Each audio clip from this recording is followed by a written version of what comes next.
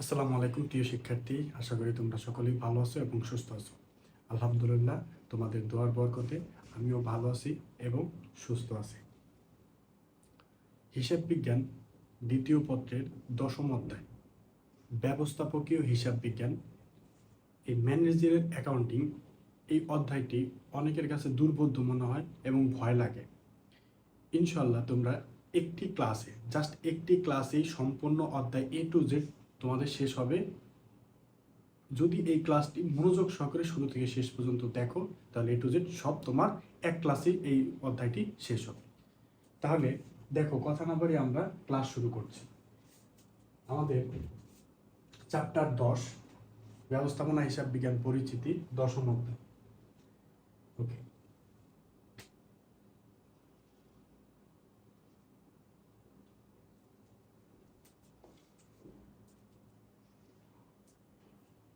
হিসাব বিজ্ঞানের উদ্দেশ্য কি? হিসাব বিজ্ঞান, দেখো হিসাব বিজ্ঞানের অনেকগুলো শাখা আছে। হিসাব বিজ্ঞানের শাখা অনেকগুলো, কিন্তু প্রধান শাখা হচ্ছে দুটা। তো হিসাব বিজ্ঞানের প্রধান শাখা হচ্ছে দুটি। একটি হলো আর্থিক হিসাব বিজ্ঞান, আরেকটা হলো ব্যবস্থাপকীয় হিসাব বিজ্ঞান। তাহলে হিসাব বিজ্ঞানের শাখা অনেকগুলো, কিন্তু প্রধান শাখা হচ্ছে দুটা, একটা আর্থিক হিসাব বিজ্ঞান আর একটা হচ্ছে ব্যবস্থাপকীয় হিসাব বিজ্ঞান। তো আর্থিক হিসাব বিজ্ঞানের এর উদ্দেশ্য কি? মূল উদ্দেশ্য হলো তথ্য সরবরাহ করা, এবং ব্যবস্থাপকীয় হিসাব বিজ্ঞান এর মূল উদ্দেশ্য কি? তথ্য সরবরাহ করা। তাহলে আর্থিক হিসাব বিজ্ঞান এবং ব্যবস্থাপক হিসাব বিজ্ঞান উভয় হিসাব বিজ্ঞানের মূল উদ্দেশ্য হচ্ছে ইউজার্স, যারা হিসাব বিজ্ঞানের ব্যবহারকারী, হিসাব তথ্যের ব্যবহার করে, তাদের নিকট তথ্য সরবরাহ করা। তো আমরা আর্থিক হিসাব বিজ্ঞান অন্যান্য সকল অধ্যায় যেটা করি সেটা হচ্ছে ফিনান্সিয়াল অ্যাকাউন্টিং বা আর্থিক হিসাব বিজ্ঞান। সো এই অধ্যায়টা হচ্ছে আমাদের যে 10ম অধ্যায়টা, এই অধ্যায়টা হচ্ছে ম্যানেজারিয়াল অ্যাকাউন্টিং বা ব্যবস্থাপকীয় হিসাব বিজ্ঞান। এর উদ্দেশ্য হচ্ছে তথ্য সরবরাহ করা। কিন্তু ব্যবস্থাপকীয় হিসাব বিজ্ঞান যে তথ্যটা সরবরাহ করে, সেই তথ্যর ব্যবহারকারী কারা, সেই তথ্যের ব্যবহারকারী কারা, এটা হচ্ছে আন্তঃব্যবহারকারীর নিকট। এটা অত্যন্ত গুরুত্বপূর্ণ একটি প্রশ্ন, আন্তঃব্যবহারকারী। তাহলে ব্যবস্থাপকীয় হিসাব বিজ্ঞান যে তথ্যটা সাপ্লাই দেয়, যে তথ্য সরবরাহ করে, সেই তথ্যের ব্যবহারকারী হচ্ছে আন্ত বা অভ্যন্তরীণ ব্যবহারকারী। এবং আর্থিক হিসাব বিজ্ঞান যে তথ্য সরবরাহ করে, সেই তথ্য কারা ব্যবহার করে? সেই তথ্য ব্যবহার করে হলো বাহ্যিক বা বহিস্থ ব্যবহারকারী, বাহ্যিক বা বহিস্থ ব্যবহারকারী। ওকে, তাহলে এই তথ্যগুলো ইম্পর্টেন্ট এমসিকিউর জন্য। আচ্ছা, এরপরে আমরা আসবো হচ্ছে এই অধ্যায়টা 6ষ্ঠ অধ্যায়ের মতো কয়েকটা সূত্রের সাহায্যে বুঝে বুঝে আমরা পড়বো। সূত্রগুলো আমরা বুঝে বুঝে পড়ার চেষ্টা করব। দেখো, এই অধ্যায় থেকে আমাদের কি কি বিষয় জানতে হবে। 1 নাম্বার হচ্ছে, প্রথমত হচ্ছে আমাদের জানতে হবে কন্ট্রিবিউশন মার্জিন কি। কন্ট্রিবিউশন মার্জিন, কন্ট্রিবিউশন মার্জিন কি সেই সম্পর্কে ধারণা নিতে হবে। 2 নাম্বার হচ্ছে ব্রেক ইভেন, সমচ্ছেদ বিন্দু বিশ্লেষণ, সমচ্ছেদ বিন্দু বিশ্লেষণ। 3 নাম্বার নিরাপত্তা প্রান্ত,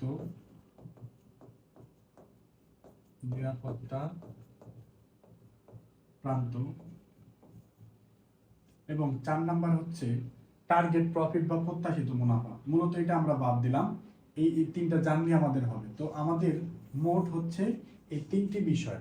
এই 3টি বিষয় থেকে প্রত্যেকটাকে আমরা 3 ভাবে প্রকাশ করা যায়। অর্থাৎ কন্ট্রিবিউশন মার্জিন এটাকে 3 ভাবে প্রকাশ করা যায়, সমচ্ছেদ বিন্দুকে 3 ভাবে প্রকাশ করা যায়, এবং নিরাপত্তা প্রান্তকে 3 ভাবে প্রকাশ করা যায়। সেই 3 ভাবে কি ভাবে প্রকাশ করা যায়? যেমন ধরো,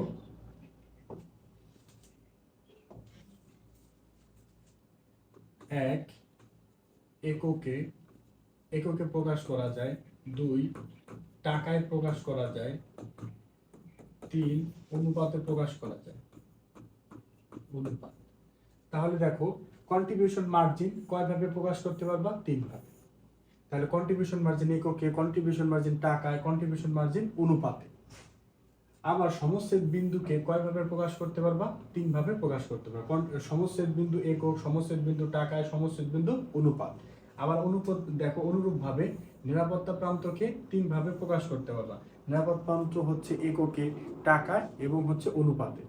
তাহলে 3 × 3 তিনটি বিষয়কে 3টি ফরম্যাটে মোট হচ্ছে 9টি সূত্র সম্পর্কে আমাদের ধারণা থাকতে হবে। তাহলে এই অধ্যায় আমাদের কমপ্লিট। ওকে, তাহলে আমরা পার্ট বাই পার্ট, প্রথমে এই পার্ট, তারপরে এই পার্ট, তারপরে এই পার্ট, 3 পার্টে আমরা অধ্যায়টা শেষ করব। তাহলে আমরা প্রথমে শুরু করব হচ্ছে কন্ট্রিবিউশন মার্জিন অনুপাত। ওকে, প্রথমে আমাদের হচ্ছে কন্ট্রিবিউশন মার্জিন অনুপাত। দেখো আমরা একটা অঙ্ক লিখেছি, একটা অঙ্ক নিয়ে আমরা সমাধান করব। এই অঙ্কের মাধ্যমে শুধু সূত্র শিখবো না, সূত্রের সাথে সাথে অঙ্ক প্র্যাকটিস করে করে অধ্যায়টা শেষ করে ফেলবো ইনশাআল্লাহ। দেখো আমাদের রাজীব স্যার বদনা তৈরি করেন। আমাদের রাজীব স্যারের বদনা তৈরি করেন এবং সেই বদনা আবার কি করে? বিক্রি করে। এখন দেখো রাজীব স্যারের এই বদনা তৈরি করে, এই বদনার একক প্রতি বিক্রয় মূল্য মানে প্রত্যেকটা বদনার বিক্রি করে বা সেলস করে কত টাকায়? 40 টাকায়। তাহলে রাজীব স্যার একটা বদনা বিক্রি করে কত টাকায়? 40 টাকা। সো একক প্রতি বিক্রয় মূল্য, কিন্তু মোট না, মানে একক মানে কি? একটা। একক মানে কি?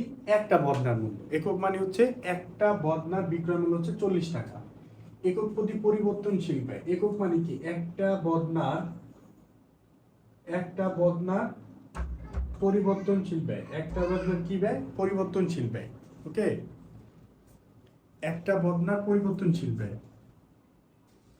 সো একটা বদনার পরিবর্তনশীল ব্যয় কত টাকা? 30 টাকা। 30 টাকা। একটি বদনার পরিবর্তনশীল ব্যয় মানে কি? একটা বদনার যে র মেটেরিয়ালস লাগে, প্লাস্টিক লাগে, যেগুলো লাগে, তো একটা বদনাপতি প্লাস্টিক খরচ বা পরিবর্তনশীল ব্যয় হচ্ছে কত টাকা? 30 টাকা। ঠিক আছে, তাহলে একটা প্রোডাক্ট তৈরি করতে, যেমন এই শার্টটা, একটা গেঞ্জিটা, এই গেঞ্জিটার জন্য র মেটেরিয়াল কাঁচামাল হচ্ছে কি বলতো? কাপড়। এই কাপড়, তাহলে একটা গেঞ্জি তৈরি করতে কি পরিমাণ র মেটেরিয়ালস পরিবর্তনশীল ব্যয় লাগবে সেটা, ধরো একটা বদনার পরিবর্তনশীল ব্যয় হচ্ছে 30 টাকা।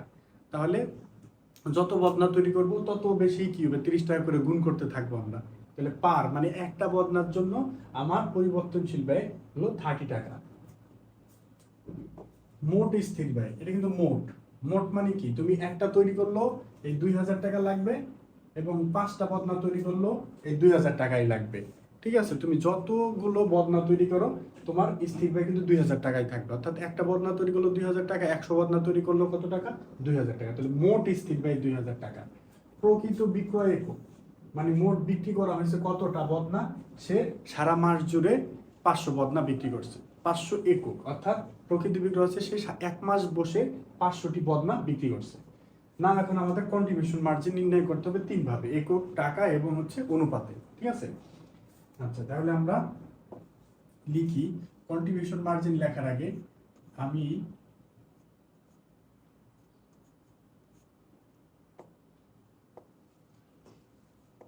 আমি একটা হিসাব বিজ্ঞানের নরমালি যে সূত্র আমরা লিখি, যেমন ধরো বিক্রয় মাইনাস বিক্রিত পণ্যের ব্যয় সমান মোট লাভ বা মোট মুনাফা বা মোট লাভ। দেখো এটা কিন্তু আমরা নরমালি জানি, বিক্রয় থেকে আর্থিক হিসাব বিজ্ঞানে আমরা এই সূত্র অহরহ ব্যবহার করি। বিক্রয় থেকে বিক্রিত পণ্যের ব্যয় বিয়োগ করলে কি হয়? মোট লাভ পাওয়া যায়। আমি এই সূত্রটাকে ভেঙে এখন কি করব? ধরো এবার বিক্রয় মাইনাস, এখন ম্যানেজারিয়াল অ্যাকাউন্টিং এর মধ্যে বিক্রিত পণ্যের ব্যয় নাই, এখানে আছে ফিক্সড কস্ট এবং ভেরিয়েবল কস্ট। তাহলে পরিবর্তনশীল ব্যয়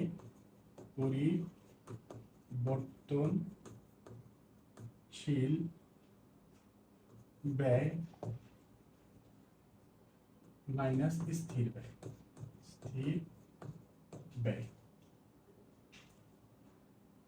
সমান মুনাফা। দেখো আমি কি করলাম, তুমি একবার একটু চিন্তা করো, যে একটু ভালোভাবে মনোযোগ দাও বিষয়টা। দেখো এখানে বিক্রিত পণ্যের ব্যয় হচ্ছে আমার বিক্রিত পণ্যের ব্যয় হচ্ছে হলো তোমার মোট ব্যয়, বিক্রয় থেকে বিক্রিত পণ্যের ব্যয় বাদ দিলে মোট লাভ পাওয়া যাবে।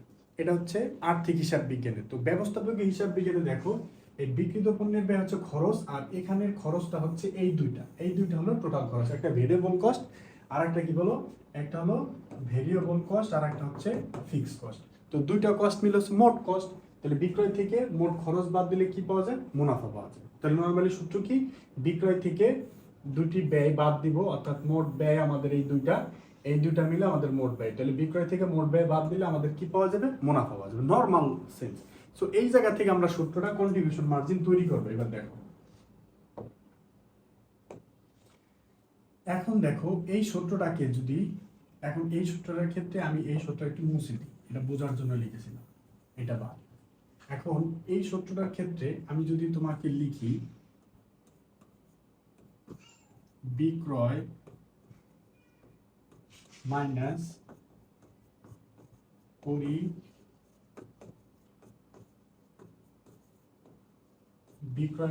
পরিবর্তনশীল ব্যয় ইকুয়ালস টু, এই পাশের স্থির ব্যয়টা ওই পাশে গেলে এই পাশে কি আছে, মাইনাস আকারে আছে না, তাহলে ইকুয়াল চিহ্ন যদি সাইড পরিবর্তন করি তাহলে এই পাশে কি হবে, যোগ হবে। তাহলে স্থির মুনাফা,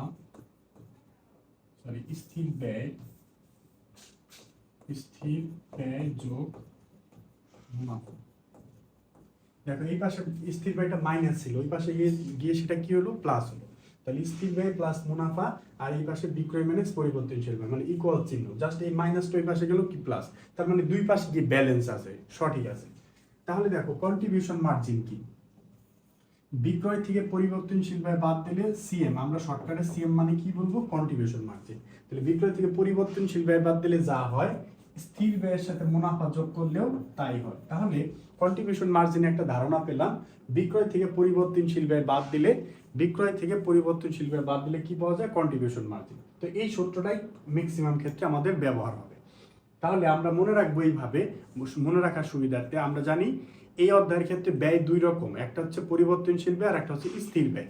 সো কন্ট্রিবিউশন মার্জিনের সূত্রগুলো মনে রাখার জন্য আবারও বলতেছি, কন্ট্রিবিউশন মার্জিনের সূত্র মনে রাখার ক্ষেত্রে একটা ব্যয়ের কথা মনে রাখবা, সেই ব্যয়টার নাম হচ্ছে পরিবর্তনশীল ব্যয়। সো বিক্রয় থেকে পরিবর্তনশীল ব্যয় বাদ দিলে কি পাওয়া যায়, কন্ট্রিবিউশন মার্জিন। এবং কখনো কখনো এমসিকিউ সলভ করার ক্ষেত্রে আমাদের এই সূত্র লাগতে পারে, আমরা এটাও মনে রাখবো, স্থির ব্যয়ের সাথে মুনাফা যোগ করলে কন্ট্রিবিউশন মার্জিন। তাহলে অঙ্কে করার ক্ষেত্রে সাধারণত এইটা লাগবে, তবে জটিল কিছু এমসিকিউর ক্ষেত্রে এটা লাগতে পারে। তাহলে আমরা কন্ট্রিবিউশন মার্জিনের থিম পেলাম, বিক্রয় থেকে পরিবর্তনশীল ব্যয়। ঠিক আছে, এখন আসি কন্ট্রিবিউশন মার্জিন,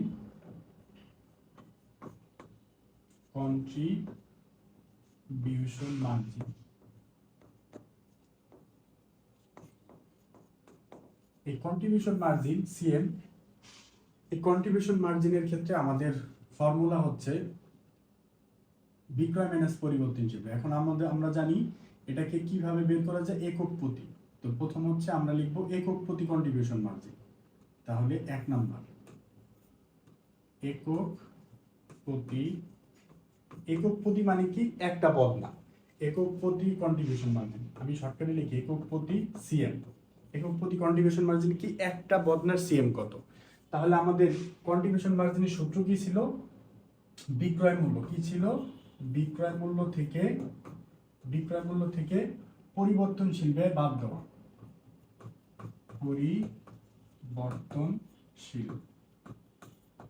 পরিবর্তনশীল ব্যয়টা কি করবো, বাদ দিব।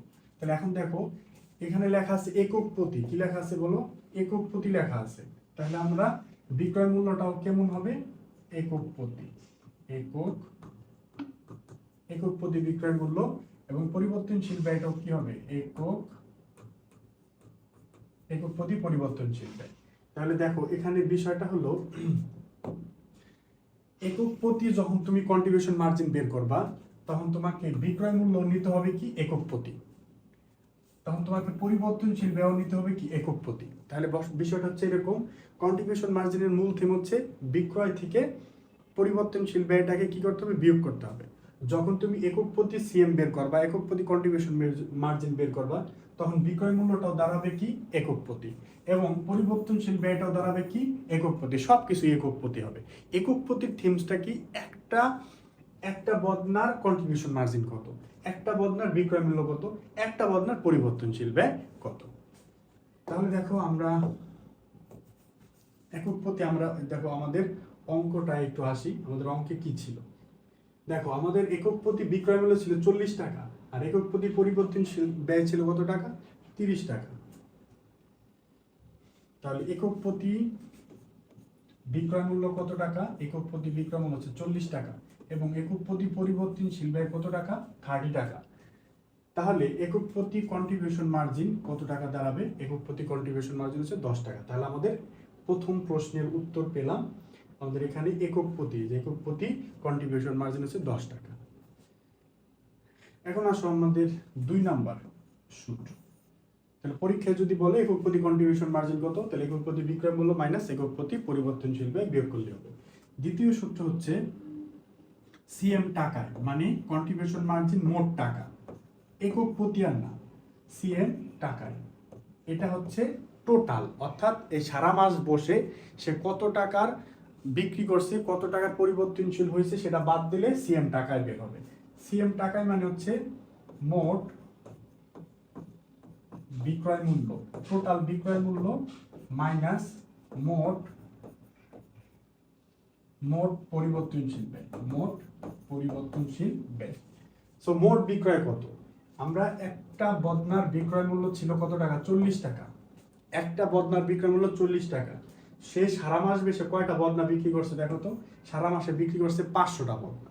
তাহলে একটা বদনার বিক্রয় মূল্য যদি 40 টাকা হয়, তাহলে 500টা বদনার টোটাল মূল্য কত, মাইনাস একটির বদনার পরিবর্তনশীল ব্যয় হচ্ছে 30 টাকা। তাহলে টোটাল 500টা বদনার বিক্রি করছে, তাহলে 500টা বদনার পরিবর্তনশীল ব্যয় কত। তাহলে দেখো 4-এর সাথে 5 দিয়ে গুণ করবো, 4×5 20, আর শূন্য আছে 3টে, 1 2 3 20,000, মাইনাস 3-এর সাথে 5 গুণ করবো, 3×5 15, আর শূন্য আছে কয়টা, 3টা। তাহলে 20,000 থেকে 15,000 বিয়োগ করলে সিএম টাকায় কত হবে, সিএম টাকায় হবে 5,000 টাকা। তো 5,000 টাকা হচ্ছে কন্ট্রিবিউশন মার্জিন মোট, 10 টাকা হচ্ছে একক প্রতি কন্ট্রিবিউশন মার্জিন, আর 5,000 টাকা হচ্ছে মোট কন্ট্রিবিউশন মার্জিন। তো পরীক্ষায় যদি বলে যে কন্ট্রিবিউশন মার্জিন টাকায় নির্ণয় করো, তাহলে মোট বিক্রয় মূল্য মোট পরিবর্তনশীল ব্যয় বের করতে হবে। এখন এটাকে আমরা চাইলে আরেকভাবেও বের করতে পারি, কিভাবে বের করতে পারি, তো এটার 2 নাম্বারটার বিকল্প সূত্র দেখো। 2 নাম্বারটার বিকল্প সূত্র হচ্ছে অথবা, 2-এর অথবা।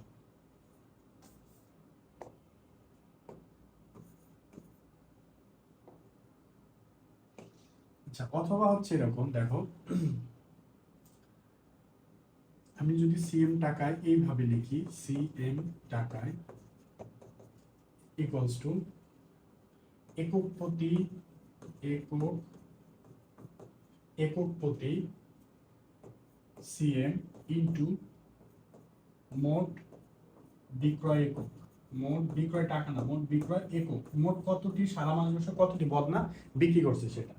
তাহলে একক প্রতি সিএম, একক প্রতি কন্ট্রিবিউশন মার্জিন ছিল কত, 10 টাকা, ইন্টু মোট বিক্রয় একক, সারা মাস বসে সে বিক্রি করছে কয়টা, 500টা। তাহলে সারা মাস বসে মোট বিক্রি করছে 500টা, আর একটার কন্ট্রিবিউশন মার্জিন হচ্ছে এত। তাহলে একটার কন্ট্রিবিউশন মার্জিন যদি 10 টাকা হয়, তাহলে 500টার কন্ট্রিবিউশন মার্জিন কত হবে, 5,000 টাকা নরমালি। তাহলে তুমি চাইলে এই সূত্র ইউজ করতে পারো।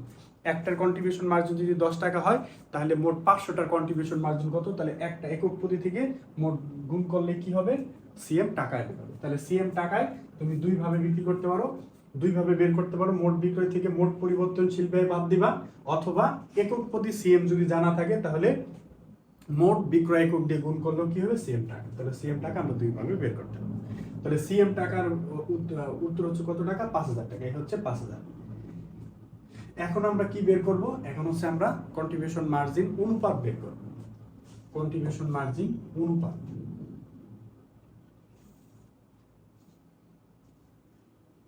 সেটা আমরা এক পাশে রেখে দিলাম। এখন আমরা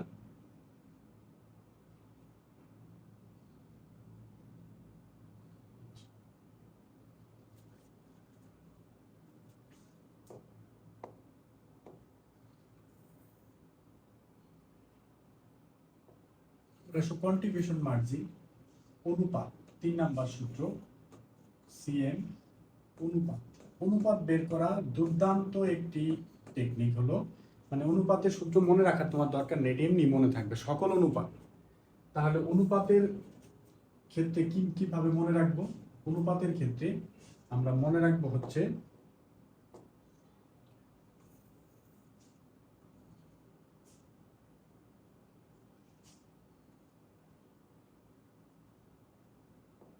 দেখো সিএম অনুপাত, যে কোনো অনুপাতের সূত্র মনে রাখার একটা দুর্দান্ত টেকনিক হচ্ছে যার অনুপাত সে উপরে।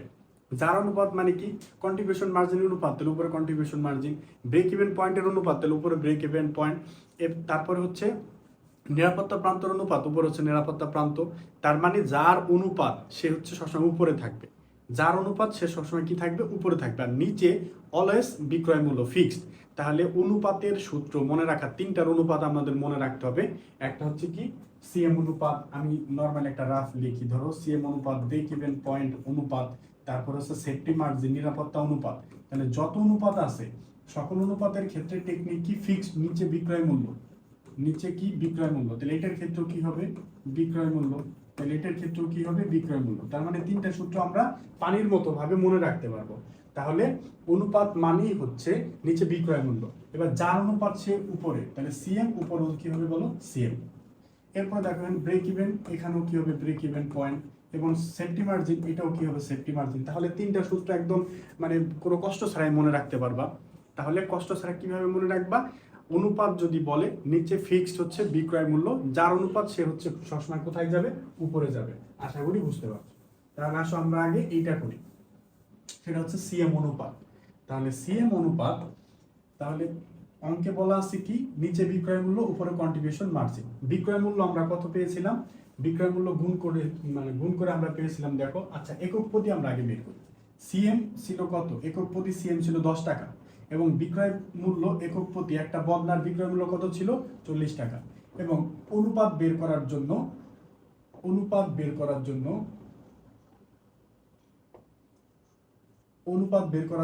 100 দিয়ে কি করতে হবে? গুণ করতে হবে। 100 দিয়ে গুণ করতে হবে, যেহেতু অনুপাত হচ্ছে শতকরায় প্রকাশ করতে হবে। সুতরাং এটার সাথে কি করব? 100 গুণ করব। তাহলে 10 টাকা ছিল সিএম কন্ট্রিবিউশন মার্জিন একক প্রতি সিএম, আর একক প্রতি বিক্রয় মূল্য ছিল 40 টাকা ইন্টু 100।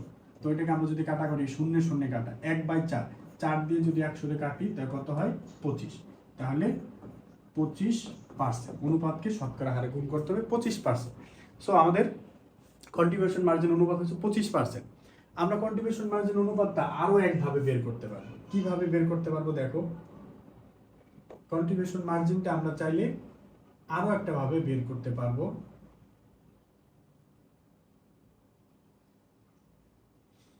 দেখো, কন্ট্রিবিউশন মার্জিনটা আমরা যেভাবে বের করব সেটা হলো, তুমি যখন এখানে কি লিখেছো, উপরে হচ্ছে 10 টাকা মানে কি? একক প্রতি কন্ট্রিবিউশন মার্জিন, 40 টাকা কি? একক প্রতি 40 টাকা।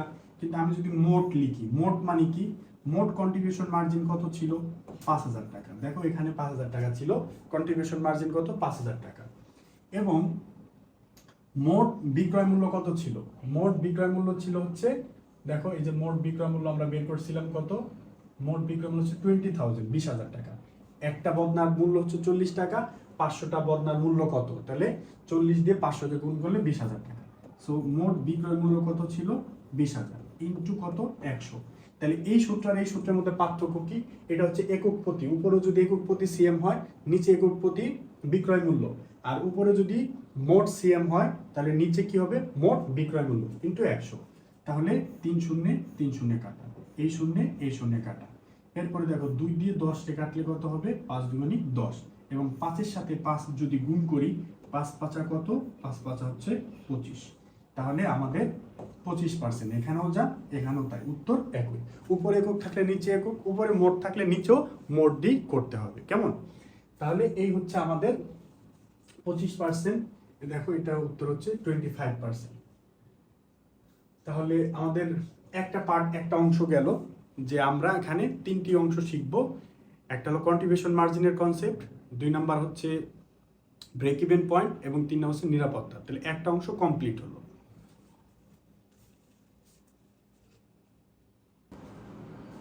সো ব্যবস্থাপক হিসাব বিজ্ঞানের দ্বিতীয় অংশ আমরা আজকে শিখব হচ্ছে ব্রেক ইভেন পয়েন্ট, সমচ্ছেদ বিন্দু বিশ্লেষণ। সমচ্ছেদ বিন্দু বিশ্লেষণের জন্য ব্রেক ইভেন পয়েন্ট, সমচ্ছেদ বিন্দু বিশ্লেষণ। এই সমচ্ছেদ বিন্দু বিশ্লেষণটা এমন একটা বিন্দু, সমচ্ছেদ বিন্দু বিশ্লেষণে মোট আয় এবং মোট ব্যয় রেখা মিলিত হয় যে বিন্দুতে, মোট আয় এবং মোট ব্যয় যে বিন্দুতে মিলিত হয় সেটাকে বলা হয় সমচ্ছেদ বিন্দু। সমচ্ছেদ বিন্দু এমন একটা পয়েন্ট সেখানে লাভও হবে না এবং ক্ষতিও হবে না।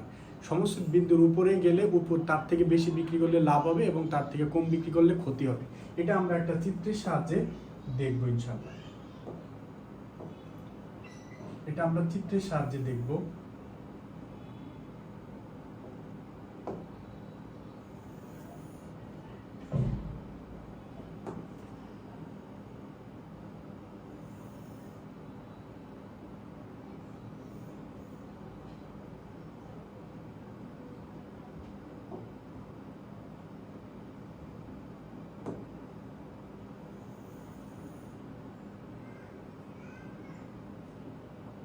এটা হচ্ছে স্থির ব্যয় রেখা।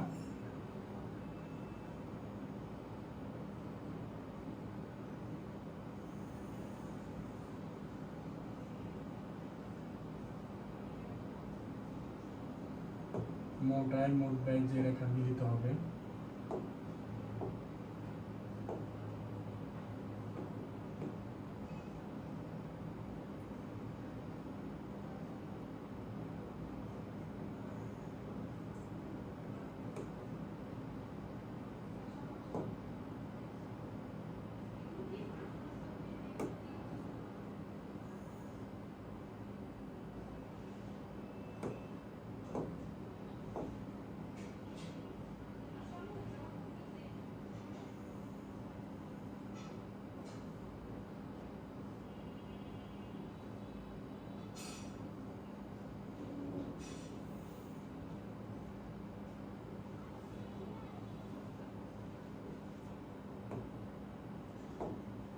ওকে, তো দেখো আমরা একটু লিখি কোনটা কি।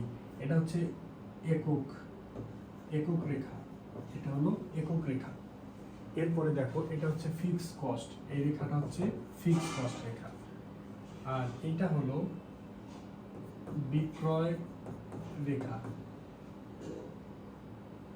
বা এটাকে আমরা মোট আয় রেখা বলি, মোট আয় রেখা। আর এটা হচ্ছে মোট ব্যয় রেখা। আর এই অংশটা হচ্ছে ভেরিয়েবল কস্ট, এই অংশটা হচ্ছে ভেরিয়েবল কস্ট। আর এইটা হচ্ছে সমচ্ছেদ বিন্দু, আর সমচ্ছেদ বিন্দুর উপরের এলাকা এটা হচ্ছে মুনাফা। এটা হচ্ছে কি এলাকা? এটা হচ্ছে মুনাফা, এটা হলো মুনাফা, এই এলাকা হচ্ছে মুনাফা। আর এই এলাকা হচ্ছে ক্ষতি, লস। এই এলাকা হচ্ছে লস বা ক্ষতি এলাকা। লাল বাতি জ্বলে গেছে, ক্ষতি এলাকা। ওকে, এখন আর এই রেখাটা হচ্ছে টাকা, এই রেখাটা হচ্ছে কি? টাকা, টাকা। আচ্ছা, এখন এই পয়েন্ট হচ্ছে এমন একটা, এটা হচ্ছে ব্রেক ইভেন পয়েন্ট। তাহলে ব্রেক ইভেন পয়েন্টের সংজ্ঞা কি? মোট আয় রেখা এবং মোট ব্যয় রেখা যে বিন্দুতে মিলিত হয়, মোট আয় এবং মোট ব্যয় যে বিন্দুতে মিলিত হয় সেটাকে বলা হয় সমচ্ছেদ বিন্দু বা ব্রেক ইভেন পয়েন্ট। এই সমচ্ছেদ বিন্দুর বৈশিষ্ট্যটা হচ্ছে এখানে এই পয়েন্টে লাভও নাই ক্ষতিও নাই, অর্থাৎ এই পয়েন্টে লাভ লস জিরো। এর উপরে গেলে মুনাফা হবে এবং নিচে গেলে ক্ষতি হবে। এখন দেখো, ধরো আমি ধরে নিলাম 200 একক পণ্য, মানে 200টা বদনা যদি বিক্রি করি তাহলে আমার লাভও হবে না ক্ষতিও হবে না। তাহলে এই 200 বদনাকে বলা হবে ব্রেক ইভেন পয়েন্ট একক। সো ব্রেক ইভেন পয়েন্ট একক মানে কি? ওই পরিমাণ একক বা অতটি পণ্য বিক্রি করলে তোমার প্রতিষ্ঠানের লাভও হবে না লসও হবে না। সো ব্রেক ইভেন পয়েন্ট একক কত? 200। এই 200টা বদনা বিক্রি করলে লাভ হবে না ক্ষতি হবে না। এখন এই 200 বদনার তো একটা মূল্য আছে, ঠিক আছে? এই 200 বদনার মূল্য ধরো 8,000 টাকা। সো আরেকভাবে বলা যায় যে তুমি যদি এই সারা মাস বসে রাজীব বদনা, যদি আমি রাজীব স্যার যদি সারা মাসে 8,000 টাকার সেল করি তাহলে আমার লাভ হবে না লস হবে না। তো দুইভাবে কথাটা বললাম। 8,000 টাকার প্রোডাক্ট যদি আমি 8,000 টাকার বদনা যদি আমি সারা মাস ভাবে সেল করি তাহলে আমার লাভ হবে না, লস হবে না। আবার 200টি বদনা অর্থাৎ সারা মাসে যদি 200টি বদনা বিক্রি করি তাহলে আমার লাভ হবে না, লস হবে না। ঠিক আছে, তাহলে এটা হলো টাকা আর এটা হচ্ছে হলো প্রোডাক্ট বা একক পণ্য। আচ্ছা, মোট বিক্রয় মূল্য কত ছিল? আমরা মোট বিক্রয় মূল্য বের করেছিলাম হচ্ছে কত, 20,000। আর মোট হচ্ছে মোট আমাদের মোট বিক্রয় ছিল কত? মোট বিক্রয় ছিল 500টা প্রোডাক্ট, 500টি বদনা। ওকে, 500টি বদনা ছিল, এর মধ্যে 20,000, 500টি বদনার দাম ছিল কত? 20,000। তাহলে এই 20,000 টাকাকে কি বলবা? এই আমি সারা মাস বসে বিক্রি করেছি। কত টাকা বিক্রি করেছি? 20,000। আমি সারা মাস বসে কতটি বদনা বিক্রি করছি? 500টি বদনা বিক্রি করছি। তাহলে 500টি বদনার বিক্রয় মূল্য কত ছিল? 20,000 টাকা। 200টি বদনা আমরা এখন বের করব এই সমস্ত বিন্দু কত হয়। এই সমস্ত বিন্দু হচ্ছে এমন একটা বিন্দু, এই প্রোডাক্ট অর্থাৎ 200টি বদনা যদি সমচ্ছেদ হয় তার মানে 200টা বদনা যদি সেল করি আমার 1 টাকাও লাভ থাকবে না এবং লস হবে না। এবং 200টা বদনার বিক্রয় মূল্য কত? 8,000। তাহলে 8,000 সারা মাসে যদি 8,000 টাকার যদি সেল দিই তাহলে আমার লাভ হবে না, লস হবে না। তো আমরা এখন বের করব সেই ব্রেক ইভেন পয়েন্টটা। এখন এই ব্রেক ইভেন পয়েন্ট বের করার জন্য, যেমন কন্ট্রিবিউশনের জন্য আমরা যারা কন্ট্রিবিউশনের এইটা দেখিনি শুরু থেকে দেখবো, আমরা কন্ট্রিবিউশন মার্জিন আমরা কি বলেছিলাম? কন্ট্রিবিউশন মার্জিনের সূত্র মনে রাখার জন্য কোন ব্যয়ের দরকার ছিল? ওখানে ছিল পরিবর্তনশীল ব্যয়। আর ব্রেক ইভেন পয়েন্টের সূত্রগুলো মনে রাখার জন্য দরকার হবে ফিক্সড কস্ট। ঠিক আছে, তাহলে এই সমস্ত বিন্দু সূত্রের সাথে কি জড়িত আছে? Fixed cost. আচ্ছা, তো দেখো সমস্ত বিন্দু বিশ্লেষণের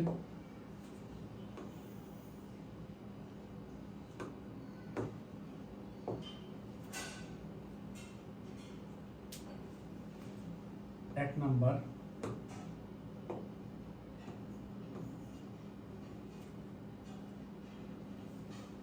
সেটা একটু ছোট করে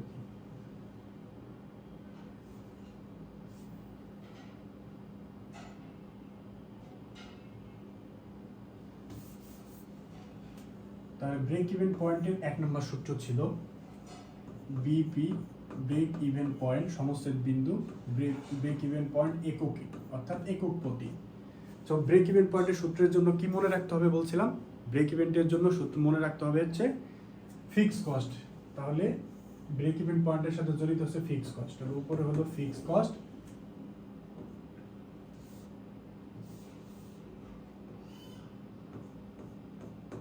ফিক্সড কস্ট, আর নিচে হচ্ছে এখানে যেহেতু একক তাহলে একক প্রতি সিএম, একক প্রতি সিএম। তাহলে কথা হচ্ছে যে ব্রেক ইভেন পয়েন্ট একক বললে ব্রেক ইভেন পয়েন্ট একক বলে ব্রেক ইভেনের সূত্রের সাথে কোন ব্যয় সম্পর্ক? Fixed cost. এখানে একক বলছে, নিচে একক প্রতি সিএম, অর্থাৎ একক প্রতি সিএম না লিখে আমরা জানি একক প্রতি সিএম এর সূত্র কি, তুমি না লিখে এইভাবে লিখতে পারতা। একক প্রতি সিএম এর সূত্র হচ্ছে বিক্রয়, একক প্রতি বিক্রয় মাইনাস একক প্রতি পরিবর্তনশীল ব্যয়। একই কথা, অর্থাৎ এইটুকু লেখার যে কথা, একক প্রতি বিক্রয় বলবো মাইনাস একক প্রতি পরিবর্তনশীল ব্যয় অথবা একক প্রতি কন্ট্রিবিউশন মার্জিন, তোমার যেটা সুবিধা হয়। অর্থাৎ এটার মানই তো একক প্রতি সিএম। ওকে, তাহলে এখন আমি এটাকে বের করি। দেখো আমাদের ফিক্সড কস্ট অঙ্কে দেওয়া ছিল 2,000 টাকা। দেখো আমাদের ফিক্সড কস্ট অঙ্কে কত টাকা দেওয়া ছিল? আমাদের ফিক্সড কস্ট অঙ্কে দেওয়া ছিল 2,000 টাকা। তাহলে আমি উপরে লিখবো হচ্ছে 2,000 ফিক্সড কস্ট, আর নিচে আমি দুইভাবে লিখতে পারি। একক প্রতি সিএম ছিল কত? 10 টাকা, অথবা একক প্রতি বিক্রয় মূল্য অর্থাৎ পার বদনার বিক্রয় মূল্য ছিল 40 টাকা, আর একক প্রতি পরিবর্তনশীল ব্যয় ছিল 30 টাকা। তার মানে এইটুক লিখলেও 10 টাকা আসবে, আর একক প্রতি সিএম লিখলো, অর্থাৎ দুইভাবে তুমি মনে রাখতে পারো। তাহলে উপরে হচ্ছে 2,000 আর নিচে হচ্ছে 10, শূন্য শূন্য কাটলে সমান কত? 200 একক। সো এই 200 একক হচ্ছে কোন 200 একক? ব্রেক ইভেন পয়েন্ট একক মানে হচ্ছে এই পরিমাণ প্রোডাক্ট যদি তুমি সারা মাসে সেল করো তাহলে তোমার লাভও হবে না, লস হবে না। তার মানে এই যে এই পয়েন্টটা দেখো, এই পয়েন্টে তার এই 200টা বদনা বিক্রি করলে তোমার লাভ লস কিছুই হবে না।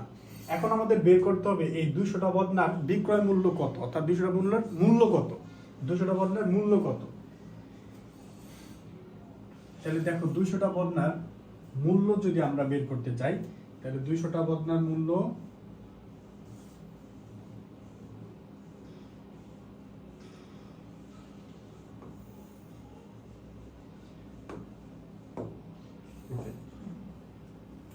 তাহলে 2 নাম্বার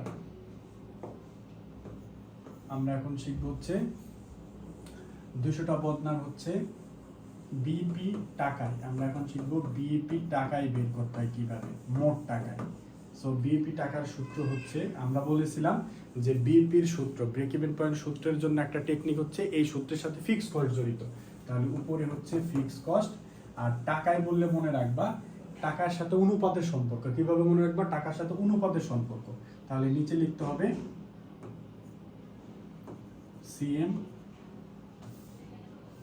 অনুপাত, সিএম অনুপাত। তাহলে ব্রেক ইভেন পয়েন্টের সাথে দুটি বিষয় মনে রাখবে। একটা হচ্ছে তুমি চাইলে 1 নাম্বার কথা হচ্ছে প্রথমে হচ্ছে ফিক্সড কস্ট জড়িত, আর একটা হচ্ছে কন্ট্রিবিউশন মার্জিনও জড়িত। ওকে, তাহলে টাকার সাথে কার সম্পর্ক? অনুপাতে। তাহলে উপরে ফিক্সড কস্ট লিখলাম, আর টাকার সাথে কার সম্পর্ক? অনুপাতে, সিএম অনুপাত। তাহলে এখন দেখো আমরা ফিক্সড কস্ট এই অঙ্কে কত? ফিক্সড কস্ট হচ্ছে 2000 টাকা, এবং সিএম অনুপাত, সিএম অনুপাত ছিল কত পার্সেন্ট? 25%। তাহলে 25%কে পয়েন্টে যদি দশমিকে আমরা প্রকাশ করি 0.25, তাহলে 0.25। তাহলে এখন আমরা এটা ক্যালকুলেশন করি। দশমিকের পর 2 ঘর আছে, উপরে হচ্ছে 2 শূন্য। তাহলে দশমিকটা কি হলো? দশমিকটা কাটা গেল। দশমিকের পর 2 ঘর আছে, তাই উপরে আমি 2 ঘর লিখে ফেললাম। তার মানে হচ্ছে আমার দশমিকটা এখানে আর থাকলো না, দশমিকটা উঠে গেল।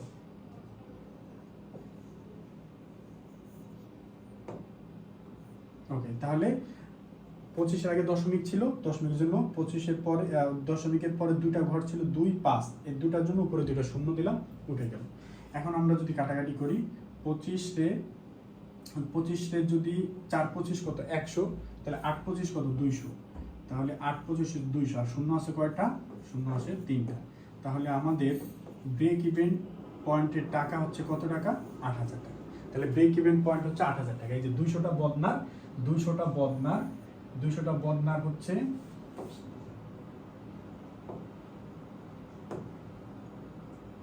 তাহলে দেখো 200টা বদনা ছিল আমাদের কি বলতো? Break even, BEP break even point.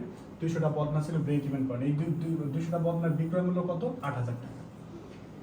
এখন আরো একভাবে তুমি ব্রেক ইভেন পয়েন্ট টাকাটা বের করতে পারো। কিভাবে ব্রেক ইভেন পয়েন্টের টাকা আরো একভাবে বের করতে পারো? তাহলে ব্রেক ইভেন পয়েন্টের এই একটা সূত্র, পর অথবা দিয়ে আরেকটা সূত্র আমি বলি, অথবা দিয়ে আরেকটা সূত্র বলি। সেটা হচ্ছে বিপি একক, বিপি ব্রেক ইভেন পয়েন্টের একক ইনটু একক প্রতি বিক্রয় মূল্য। একক প্রতি কি মূল্য? বিক্রয় মূল্য। দেখো ব্রেক ইভেন পয়েন্টের একক কত ছিল? ব্রেক ইভেন পয়েন্ট একক ছিল কত? 200। তাহলে ব্রেক ইভেন পয়েন্টের একক হচ্ছে কত? 200। আর একক প্রতি বিক্রয় মূল্য, একটা বদনার বিক্রয় মূল্য কত টাকা ছিল? 40 টাকা ছিল। তাহলে 4 দুগুণে কত? 8, আর শূন্য আছে কয়টা? 3টা। তার মানে এভাবেও করলে কত হবে? 8000 টাকা। তাহলে ব্রেক ইভেন পয়েন্ট টাকা আরো একভাবে বের করতে পারবা। ব্রেক ইভেন পয়েন্ট একক, অর্থাৎ টোটাল ব্রেক ইভেন পয়েন্ট কত? এই যে আমাদের ব্রেক ইভেন পয়েন্ট একক কত ছিল? 200। তাহলে এই 200 ইন্টু ব্রেক ইভেন পয়েন্ট একক ইন্টু এই 200 ইন্টু কি বলতো? 200-র সাথে পার বদনার অ্যাকচুয়াল বিক্রয় মূল্য কত টাকা ছিল? 40। তাহলে কত হবে? 8000। তাহলে 200 ইন্টু হচ্ছে ব্রেক ইভেন পয়েন্টের এককের সাথে ইন্টু একক প্রতি বিক্রয় মূল্য গুণ করলেও বের হবে। তাহলে এটা আর একভাবে বের করা যায়। এবার আসি ব্রেক ইভেন পয়েন্টের অনুপাত। আমরা জানি অনুপাতের সূত্র খুবই সহজভাবে বের করা যায়। তাহলে অনুপাতের সূত্র আমরা বের করব কিভাবে? অনুপাতের সূত্র হচ্ছে যার অনুপাত সে হচ্ছে উপরে, আর নিচে সবসময় কি থাকবে? বিক্রয় মূল্য থাকবে। তাহলে সেইভাবে আমরা বের করে ফেলব। আচ্ছা, ব্রেক ইভেন পয়েন্ট অনুপাতের সূত্র। তাহলে আমাদের 3 নাম্বার,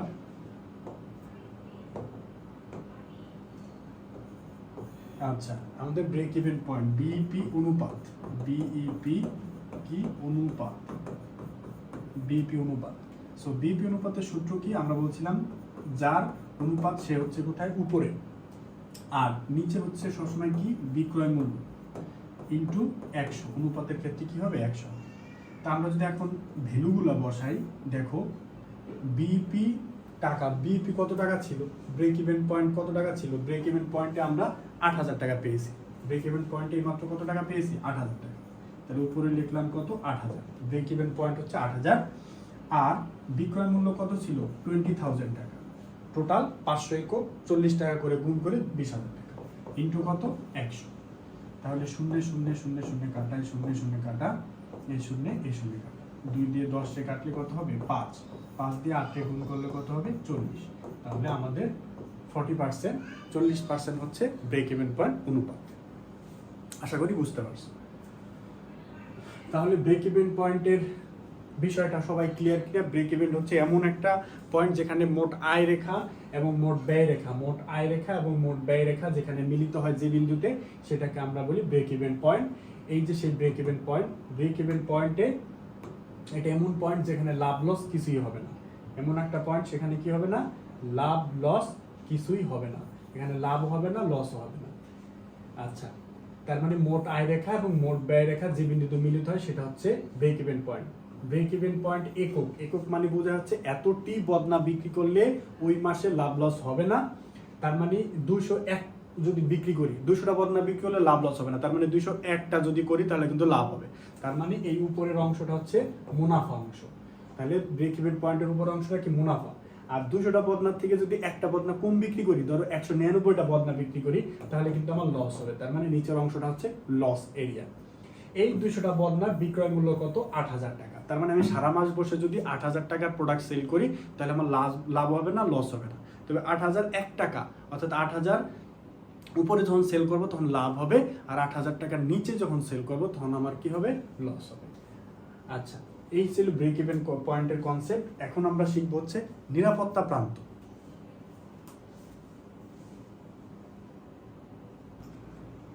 তো আমরা এখন শিখব হচ্ছে নিরাপত্তা প্রান্ত, সেফটি মার্জিন। নিরাপত্তা প্রান্ত ইংলিশে আমরা বলি সেফটি মার্জিন, শর্টকাটে বলবো এসএম। তো নিরাপত্তা প্রান্ত কি? নিরাপত্তা প্রান্তর জন্য আমাদের সেই ব্রেক ইভেন পয়েন্টের ছকটা আমাদের জানা অত্যন্ত গুরুত্বপূর্ণ। তো আমাদের নিরাপত্তা প্রান্তে কি কি বের করতে হবে, একক টাকায় এবং অনুপাত বের করতে হবে। তো আমরা সেই গ্রাফটাই চলে যাব। আমাদের সেই গ্রাফটাই কি ছিল, ব্রেক ইভেন পয়েন্টের গ্রাফটা ছিল এরকম। দেখো, আমাদের নিরাপত্তা চেনার জন্য জাস্ট এই কথাটা মনে রাখবো, নিরাপত্তা কখন, অর্থাৎ আমার ব্রেক ইভেন পয়েন্টের উপরে যত বিক্রি করবো ততই হবে আমার হচ্ছে সেফটি। কেন, খেয়াল করে দেখো মনে আছে কিনা, 200 অর্থাৎ ব্রেক ইভেন পয়েন্ট হচ্ছে 200টি প্রোডাক্ট। 200টি প্রোডাক্ট বিক্রি করলে আমার লাভও হবে না, লসও হবে না। তার মানে 201টা বিক্রি করলে কি হবে, লাভ হবে। 202, 3, 4, 5, 6 ভাবে বিক্রি করতে থাকলে আমার কি হবে, লাভ হতে থাকবে। তার মানে হচ্ছে 200 বিক্রি করলে আমার লাভ লস কিছুই হবে না। কিন্তু অ্যাকচুয়ালি রাজীব স্যার সারা মাসে বদনা বিক্রি করছে কতটি, অ্যাকচুয়ালি বিক্রি করছে সে 500টি। তাহলে 200টি বিক্রি করলে লাভও হবে না, লসও হবে না। কিন্তু অ্যাকচুয়ালি আমি রাজীব স্যার বদনা বিক্রি করছি কতটি, 500টি বিক্রি করছি। তাহলে আমার সেফ জোন কি, 200-র উপরে যা তাই হচ্ছে আমার সেফ জোন। অর্থাৎ 200টা পর্যন্ত আমার লাভ লস হবে না, 200-র উপর থেকে আমার সেফ জোন, নিরাপত্তা শুরু হবে। তাহলে নিরাপত্তা শুরু হয় কখন, সেফটি, নিরাপত্তা শুরু হয় ব্রেক ইভেন্টের পর থেকে। ব্রেক ইভেন্টের পর থেকে আমার নিরাপত্তা জোন শুরু হবে। তাহলে নিরাপত্তা জোন হচ্ছে এই জোনগুলো হচ্ছে নিরাপত্তা জোন। তাহলে 200-র উপর থেকে যা বিক্রি করবে তাই হচ্ছে নিরাপত্তা। অ্যাকচুয়ালি সে বিক্রি করছে কত, 500। তো দেখো এই শুরু থেকে, এটা হচ্ছে 0, এই 0 থেকে এই পর্যন্ত হচ্ছে টোটাল বিক্রি করছে সে কত, 500। টোটাল বিক্রি করছে সে কত, 500টি বদনা। তার মধ্যে এইটুক বদনা হচ্ছে আমার এইটুকু কি ব্রেক ইভেন পয়েন্ট বা সমস্ত বিন্দু। তাহলে এই টোটাল থেকে, এই 500 থেকে এইটুক পর্যন্ত আমার লাভ লস কিছু নাই, এইটুক পর্যন্ত আমার করতেই হবে, না হলে আমার বিপদে পড়ে যাবো। তাহলে টোটাল হচ্ছে 500, তার মধ্যে থেকে যেটা বাধ্যতামূলক করতেই হবে, 200 আমাকে টোটাল বদনা বিক্রি করতেই হবে, এইটুক যদি বিয়োগ করি এইটা হচ্ছে আমার সেফটি মার্জিন। তাহলে সহজ কথায় সেফটি মার্জিন শুরু হয় ব্রেক ইভেন্টের পর থেকে। সো ব্রেক ইভেন্টের পর থেকে এইটুকের ভ্যালু কত, দেখো এখান থেকে এখানে এইটুকের ভ্যালু হচ্ছে 200, আর 0 থেকে এই পর্যন্ত ভ্যালু হচ্ছে কত, 500। তাহলে 200 থেকে 500 এই মাঝখানে কতটুকু আছে বলো, মাঝখানে আছে 300, মাঝখানে আছে কত, 300। তাহলে ব্রেক ইভেন্টের পর থেকে অ্যাকচুয়াল বিক্রয়, ব্রেক ইভেন্টের পর থেকে অ্যাকচুয়াল বিক্রয় হচ্ছে 500। তার মানে এই 300টিও এইটুকু হচ্ছে কি আমার, এই 300 হচ্ছে আমার সেফটি মার্জিন। তাহলে আমি এইভাবে যদি বলি 0 থেকে 500 পর্যন্ত, এই 500 হচ্ছে মোট বিক্রয় একক। তাহলে 500 থেকে যদি আমি 200 বিয়োগ করি, 500 মাইনাস বিক্রয় করে যদি 200, তাহলে আমার কত হবে? আমার সেফটি মার্জিন হবে 300। তাহলে আমরা বলতে পারি বিক্রয় একক থেকে প্রকৃত বিক্রয় একক থেকে ব্রেক ইভেন পয়েন্ট বিয়োগ করলে আমাদের সেফটি মার্জিন পাওয়া যায়। তাহলে আমরা সূত্রটা এইভাবে লিখতে পারি। তাহলে এককের সাথে একক গেল, এবার দেখো টাকার সাথে টাকা। মোট বিক্রয় একক কত? 20,000। 20,000 থেকে সমস্যাটা যদি আমি বিয়োগ করে দিই, তাহলে মোট বিক্রয় টাকা থেকে সমস্যার টাকা বাদ দিলে এই যে মাঝখানে এইটুকু হচ্ছে আমার সেফটি মার্জিন, অর্থাৎ নিরাপত্তা প্রান্তর টাকা। এটা হচ্ছে একক আর এটা হচ্ছে টাকা। তাহলে মোট বিক্রয় মূল্য 20,000, মোট বিক্রয় মূল্য থেকে সমস্যার মূল্যটা বিয়োগ করলে আমি কি পাবো? নিরাপত্তা প্রান্তর টাকা পাবো। তাহলে নিরাপত্তা প্রান্তর জন্য আমার কি দরকার? মোট বিক্রয় থেকে সমস্যার বিয়োগ করে দিলেই আমার নিরাপত্তা প্রান্ত পাওয়া যায়। তাহলে নিরাপত্তা প্রান্ত এসএম, 1 নম্বর সূত্র হচ্ছে সেফটি মার্জিন একক। সেফটি মার্জিন এককে হচ্ছে মোট বিক্রয় একক মাইনাস সমস্যার বিইপি একক। তাহলে মোট বিক্রয় একক, মোট বিক্রি করলাম হচ্ছে 500 একক, আর ব্রেক ইভেন পয়েন্টের একক হচ্ছে কত? 200। তাহলে আমার এসএম একক হচ্ছে কত বলো? 300। এই 300 হচ্ছে সেফটি। তাহলে এই 300 হচ্ছে এই যে 300, 500 থেকে 200 বিয়োগ করলে এই 300। এরপর হচ্ছে সূত্র নাম্বার 2, এসএম টাকা। দেখো এসএম টাকা, সেফটি মার্জিন টাকা। এই সেফটি মার্জিন টাকা হচ্ছে কি, এখানে একক লিখেছি, এখানে লিখবো মোট বিক্রয় মূল্য। মোট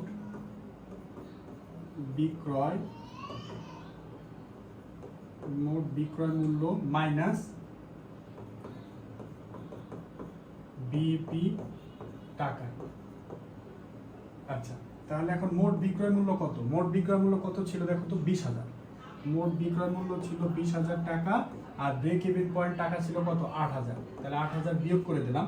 20,000 থেকে 8,000 বিয়োগ করে দিলে সেফটি মার্জিন টাকা হচ্ছে কত? সেফটি মার্জিন টাকা হচ্ছে 12,000 টাকা। ঠিক আছে, তাহলে সেফটি মার্জিন টাকা আমরা কিভাবে বের করলাম? মোট বিক্রয় মূল্য থেকে মোট বিইপি টাকাটা বিয়োগ করে দিলাম। তাহলে আমাদের 12,000 টাকা হচ্ছে সেফটি মার্জিন, অর্থাৎ এখানে। তাহলে এটাকে আমরা যদি, তাহলে এই সূত্রটা, এই শর্টটা যদি তুমি মাথার মধ্যে নিতে পারো তাহলে ক্লিয়ার। তাহলে এই পয়েন্ট হচ্ছে কি পয়েন্ট? ব্রেক ইভেন পয়েন্ট, যেখানে লাভ লস নাই। 200টি বদনা বিক্রি করলে লাভ হবে না, লস হবে না। অ্যাকচুয়ালি বিক্রি করা হয়েছে কত? তাহলে 500 হচ্ছে মোট বিক্রয় একক। 500 থেকে ব্রেক ইভেন পয়েন্টটা বিয়োগ করুন। ব্রেক ইভেন পয়েন্ট বিয়োগ করলে আমাদের হচ্ছে নিরাপত্তা প্রান্ত। আর ব্রেক ইভেন পয়েন্ট হচ্ছে যেখানে আমাদের লাভ লস কিছুই হয় না, তার মানে তার উপর থেকে আমাদের সেফটি জোন শুরু হয়। তাহলে 500 নাম হচ্ছে মোট বিক্রয় একক। 500 থেকে যদি 200 সমস্যার বিয়োগ করি, মোট বিক্রয় থেকে সমস্যার বিয়োগ করলে নিরাপত্তা একক। মোট বিক্রয় মূল্য 20,000, সমস্যার বিক্রয় মূল্য হচ্ছে কত টাকা? সমস্যাতে 8,000 টাকা। তাহলে মাঝখানেটা হচ্ছে নিরাপত্তা টাকা। ওকে,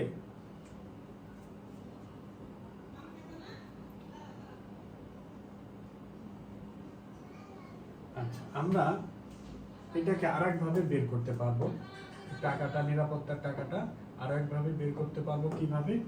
অথবা দিয়ে যদি আমরা লিখি এরকম যে সেফটি মার্জিন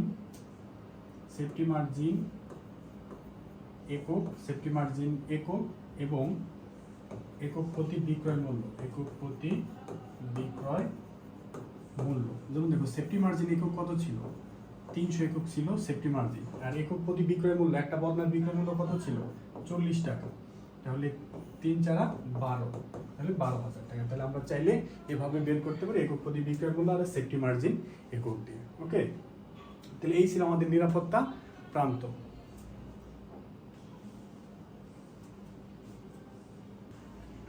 এখন 3 নম্বরে আমরা শিখব হচ্ছে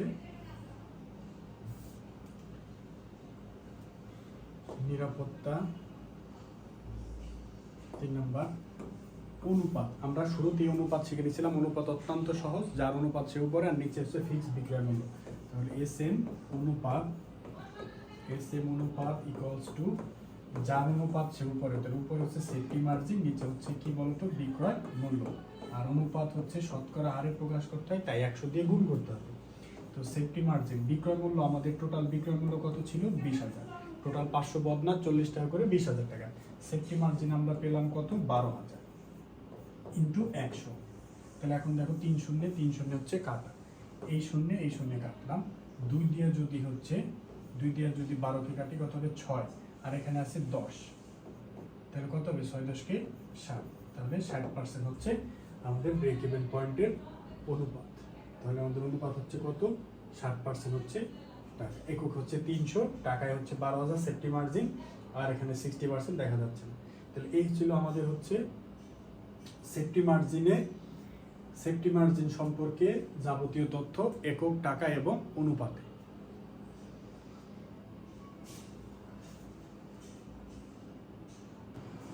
আমরা এখন শিখব হচ্ছে প্রত্যাশিত মুনাফা। প্রত্যাশিত মুনাফা জিনিসটা কি? প্রত্যাশিত মুনাফা মানে হচ্ছে যে ধরো আমি এই মাসে রাজীব স্যার বদনা বিক্রি করে সে 10,000 টাকা প্রফিট করবে বা 20,000 টাকা প্রফিট করবে। সো আমার টার্গেট যদি থাকে এই মাসে আমাকে 20,000 টাকা প্রফিট করতে হবে, তাহলে আমাকে কতটি বদনা বিক্রি করলে 20,000 টাকা প্রফিট থাকবে এবং কি পরিমাণ কত টাকার সেল করলে, টোটাল কত টাকার সেল করলে আমার এই 10,000 টাকা প্রফিট থাকবে। এখন আমরা সেটা বের করবো। দেখো আমাদের এখন হচ্ছে কত বলছে 10,000 টাকা মুনাফার লক্ষ্যমাত্রা কত একক বিক্রি করা প্রয়োজন। মানে আমার যদি এক মাসে টার্গেট থাকে যে আমি 10,000 টাকা প্রফিট করব, 10,000 টাকা প্রফিট লক্ষ্যমাত্রা হলে কত একক, তার মানে এখানে কি কত একক বিক্রি করা প্রয়োজন, তার মানে কয়টা বদনা বিক্রি করলে আমার হচ্ছে 10,000 টাকা প্রফিট থাকবে। আর 10,000 টাকা মুনাফার লক্ষ্যমাত্রায় কত টাকা, অর্থাৎ এই 10,000 টাকা যদি আমি প্রফিট করতে চাই তাহলে আমাকে কি পরিমাণ টাকা প্রোডাক্ট সেল করতে হবে। তাহলে একটা হচ্ছে কত একক, কতটি বদনা বিক্রি করলে লাভ থাকবে 10,000, আর কি পরিমাণ কত টাকার সেল করলে আমার 10,000 টাকা প্রফিট থাকবে। এই হচ্ছে আমার তাহলে অঙ্কে সেই আগের মতোই 40-30 এটা থাকবে। এখন আমরা লক্ষ্যমাত্রায় যাব। সো লক্ষ্যমাত্রা আমাদের হচ্ছে কাজ হচ্ছে কি টার্গেট প্রফিট বের করা, লক্ষ্যমাত্রায় প্রত্যাশিত মুনাফা। সো 1 নাম্বার আমাদের প্রথম বের করতে বলছে প্রত্যাশিত মুনাফা একক, মানে কত একক বিক্রি করলে আমার প্রত্যাশিত মুনাফা 10,000 টাকা হবে। তাহলে প্রথমে 1 নাম্বার প্রশ্ন আমাকে জানতে চাইছে আমি 10,000 টাকা প্রত্যাশিত মুনাফা করতে চাই বা টার্গেট প্রফিট হচ্ছে লক্ষ্যায়িত মুনাফা 10,000 টাকা, কয়টা বদনা বিক্রি করলে আমার সেই মুনাফা থাকবে। এটার জন্য আলাদা করে তোমার সূত্র মনে রাখার কোনো প্রয়োজন নেই। দেখো আর 2 নম্বরে কি চেয়েছে, 2 নম্বরে চেয়েছে হচ্ছে প্রত্যাশিত মুনাফা টাকায়, অর্থাৎ কত টাকায় যদি বিক্রি করি, কত টাকায় টোটাল সারা মাসে কত টাকার প্রোডাক্ট সেল করলে আমার এত টাকা মুনাফা থাকবে। তাহলে আমি এই দুইটা সূত্র নতুন করে মনে রাখার কোনো প্রয়োজন নেই। তোমার হচ্ছে ব্রেক ইভেন পয়েন্টের যে প্রথম দুইটা সূত্র এখানে হুবহু সেটা বসাই দিই। আসো আমরা একটু ব্রেক ইভেন পয়েন্টের সূত্রগুলো মনে আছে কিনা আমরা একটু আসি। ব্রেক ইভেন পয়েন্টের সূত্র,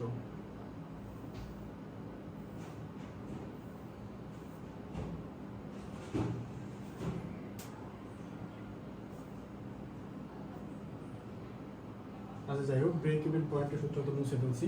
তো দেখো আমাদের ব্রেক ইভেনের সূত্র তোমার খাতার মধ্যে লেখা থাকলে দেখো এরকম ছিল, ফিক্সড কস্ট আর নিচে একক আসছিল, মানে কি সিএম একক, কন্ট্রিবিউশন মার্জিন একক, এরকম ছিল সূত্রটা হুবহু। এই সূত্রটা কিসের সূত্র? এটা হচ্ছে তোমার ব্রেক ইভেনের সূত্র। এখানে ব্রেক ইভেনের সূত্রটা কেমন ছিল?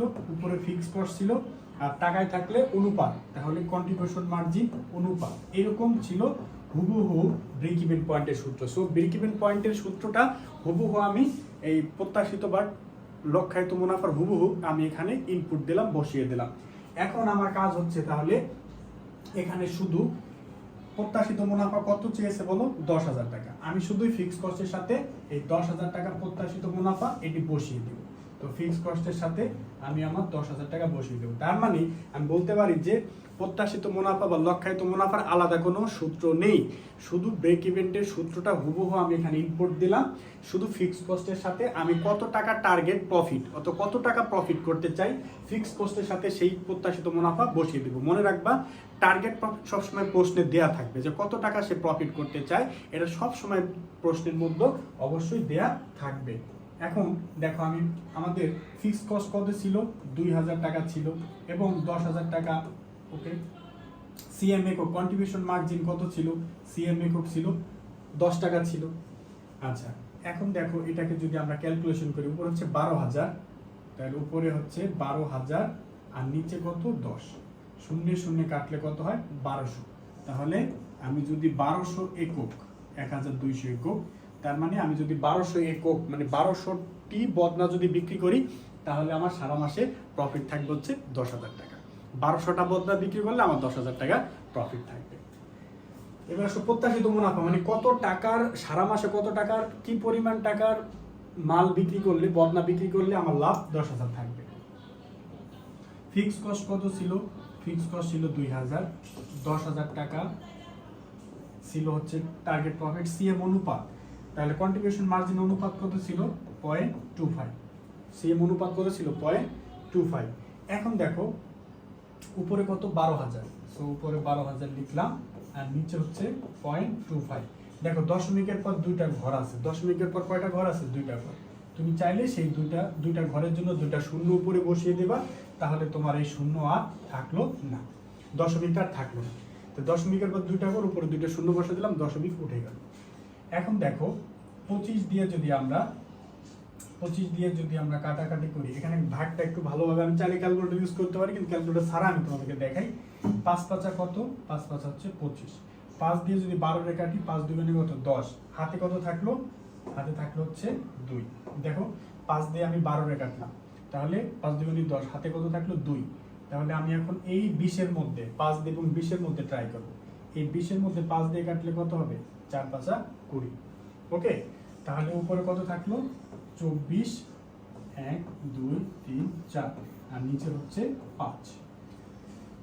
এখন 5 দিয়ে এটাকে যদি আমি ভাগ করি তাহলে কত হয়, 5 দিয়ে 24-এ কাটলে 4 5 হচ্ছে 20, 5 5 25 যায় না, 4 5 20, তাহলে 20 যদি হয় 8 থাকে কত 4, তাহলে এই শূন্যটাকে একটা চাপ দিলাম, তার মানে এই 40, 5 দিয়ে 40-এ কাটলে কত হবে 5 8 40 এবং শূন্য আছে কয়টা 3টে, 1 2 3।